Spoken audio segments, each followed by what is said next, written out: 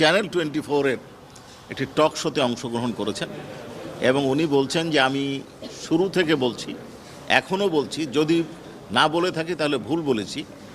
সেটা হচ্ছে এই ট্রাইব্যুনালের জুরিসডিকশান আমি মানি না। উনি এটা রিপিট করেছেন, এই ট্রাইব্যুনালের জুরিসডিকশান আমি মানি না। এই ট্রাইব্যুনালে শেখ হাসিনার বিচার হতে পারে না। শুধুমাত্র উনি শেখ হাসিনার বিচার প্রক্রিয়া নয়, উনি এই ট্রাইব্যুনালের সমস্ত বিচার প্রক্রিয়া নিয়ে প্রশ্ন তুলেছেন। মানেন নাই বলে অবজ্ঞা করেছেন, অবহেলা করেছেন, অডাসিটি দেখিয়েছেন। সেই সাথে উনি আরেকটি কথা বলেছেন, আমার ধারণা যে একটা ইন্টারনাল অ্যারেঞ্জমেন্ট আছে। ইন্টারনাল অ্যারেঞ্জমেন্ট বলতে উনি কি বোঝাতে চেয়েছেন এটা খুব পরিষ্কার। পরের বক্তব্যগুলো যদি আপনারা বিবেচনায় আনেন তাহলে উনি পরিষ্কার বোঝাতে চেয়েছেন প্রসিকিউশন অর থার্ড পার্টি কারোর সাথে একটা ইন্টারনাল অ্যারেঞ্জমেন্টে এই জাজমেন্ট বা প্রসিডিং চলছে।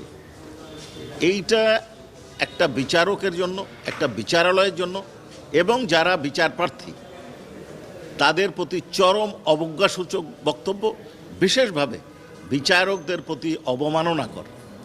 সেই সাথে উনি প্রসিকিউশন টিমকে চ্যালেঞ্জ করেছেন।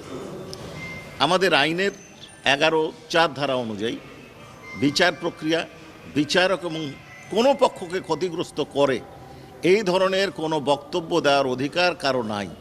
এই ক্ষেত্রে যদি তারা এ ধরনের কোনো বক্তব্য প্রদান করেন, অনারেবল ট্রাইব্যুনাল কোনো আবেদনের ভিত্তিতে অথবা সোমোটো একটি শোয়িং কজ, অর্থাৎ তাকে নোটিশ দিয়ে তার কারণ দর্শানোর সুযোগ দিয়ে তার বিরুদ্ধে ব্যবস্থা নিতে পারেন এবং সর্বোচ্চ শাস্তি হিসাবে 1 বছরের বিনাশ্রম কারাদণ্ড এবং 5,000 টাকা জরিমানা অথবা 5,000 টাকা জরিমানা অথবা দুটোই দিতে পারেন। এই মামলায় আপনারা দেখেছেন যে আমরা এখানে প্রসিকিউশনের আবেদনের ভিত্তিতে এই শুনানিটা আজকে হয়েছে। অনারেবল ট্রাইব্যুনালের আজকে 3 জন মেম্বারের মধ্যে একজন মেম্বার অর্থাৎ চেয়ারম্যান এবং মেম্বার 1 অনুপস্থিত ছিলেন।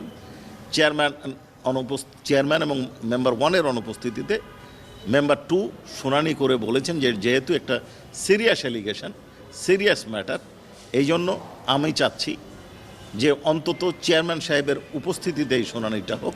আমি অর্থাৎ অনারেবল ট্রাইব্যুনালের আজকে সিটিং মেম্বার এবং এটা নেক্সট সানডে শুনানির জন্য দিন ধার্য করেছেন। বাকি প্রসিডিং আপনারা দেখেছেন।